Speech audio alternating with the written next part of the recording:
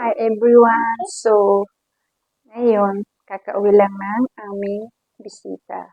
So, ayun, meron kaming bisita na mag-asawa at may tatlong anak, pero dalawa lang yung sumama. So, di na sana ako bababa kasi natutulog yung aking anak. At sabi din ng aking asawa na sabi niya, pag itanong kanila ay sabihin ko lang na natutulog yung anak natin. At kailangan niya yung kasama sa taas, sa kwarto. So, yun. Bigla ako tinawagan ng aking biyanan na bumaba daw ako. Kasi yung mga bata na mga babae, mga maliliit pa, tanong ng tanong sila kung saan daw yung baby, anak namin. Kasi gusto nila makita yung anak ko. Gusto nila makalaro. So, yun.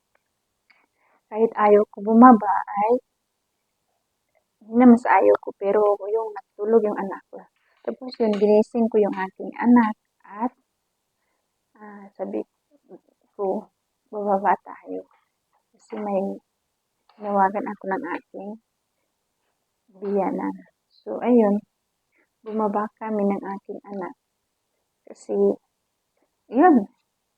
So, nung bumaba kami, nakita ko yung aking asawa na gumagawa na siya ng kape. Sabi ko, ako na yung gagawa dyan. Doon ka na uupo. Tapos yun, ginawaan ko na sila ng kape kasi malamig na dito. At yun, ako na yung nag-ahing sa kanila ng pagkain. So, yun, alhamdulillah, okay naman. At umuwi na sila. So, ayun, masaya kami na may bumibisita pa sa amin after ng aking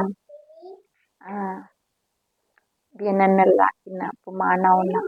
Kasi yung lalaki na yun, malapit yun sa aking biyanan na lalaki na pumanaw. Parang anak na siya ng aking biyanan. So, yun. Kahit wala na siya, ay dumadalo pa rin siya dito sa amin. So, alhamdulillah. So, yun lang. Hanggang sa muli. Ala Hafiz.